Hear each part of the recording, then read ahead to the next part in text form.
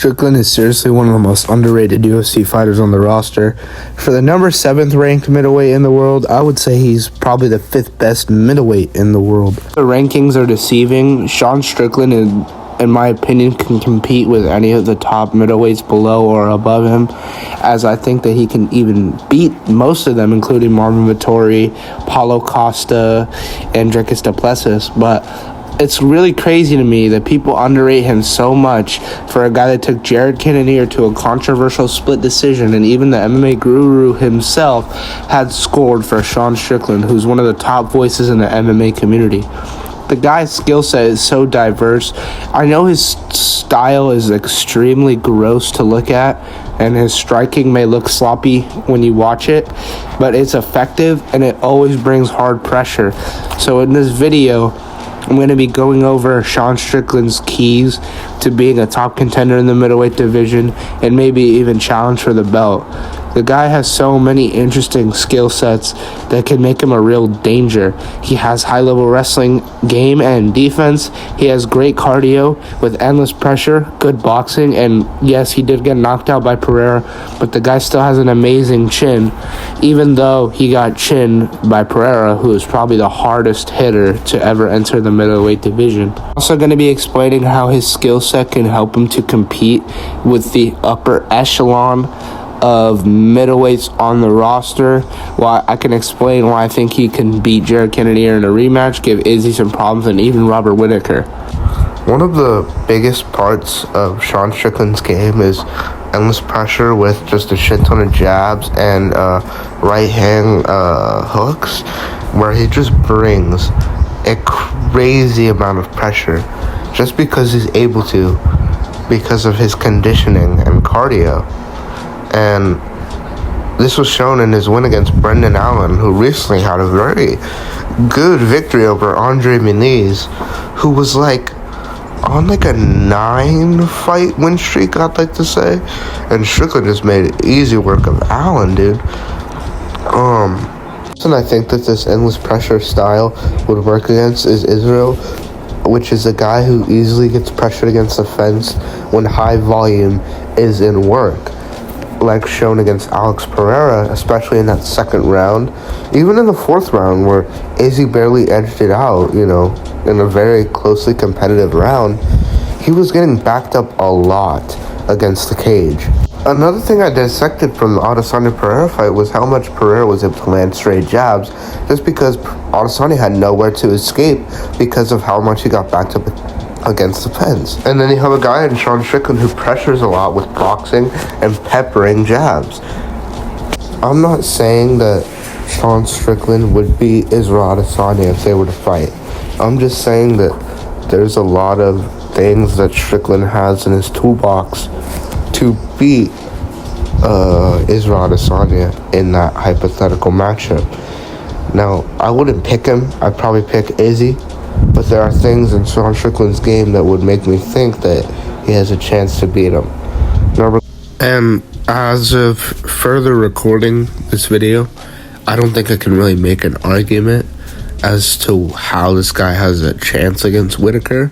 It's a really bad matchup for him, but I do believe that he could beat Cannonier in a rematch. I actually think he would beat Cannonier in a rematch, and I'm going to explain why.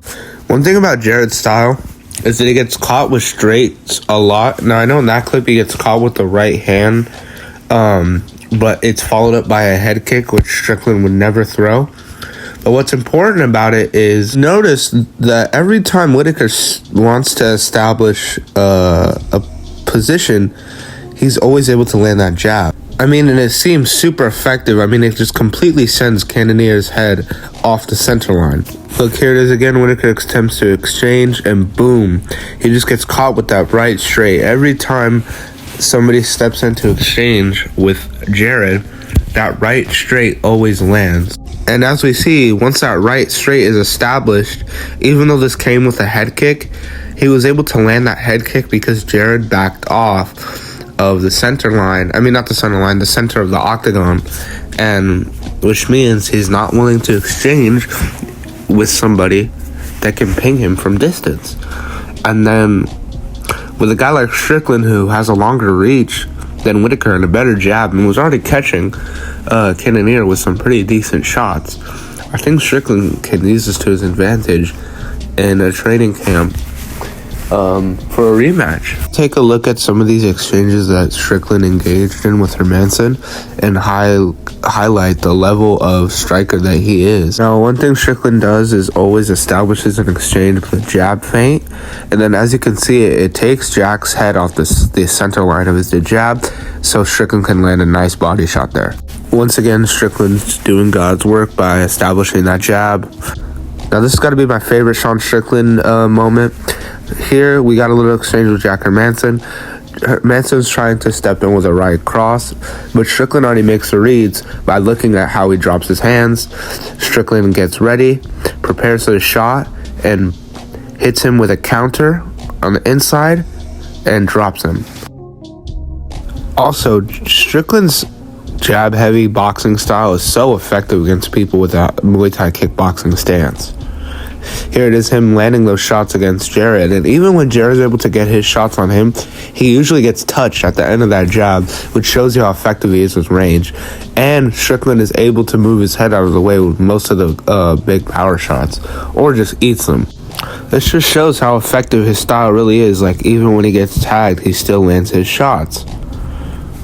One thing I love about Strickland is that he always gains control of the center in the octagon. What's so important about gaining center of the octagon is they are putting their opponents on their back foot, and where you're able to control the pace of the fight. So right here, what happens is Nasruddin attempts to circle out laterally, and Strickland's able to use his range and boxing effectively to land a good one. I know these are the minor details, but it's just really impressive and really effective striking. This is another moment of very impressive boxing fundamentals and head movement from Sean Strickland.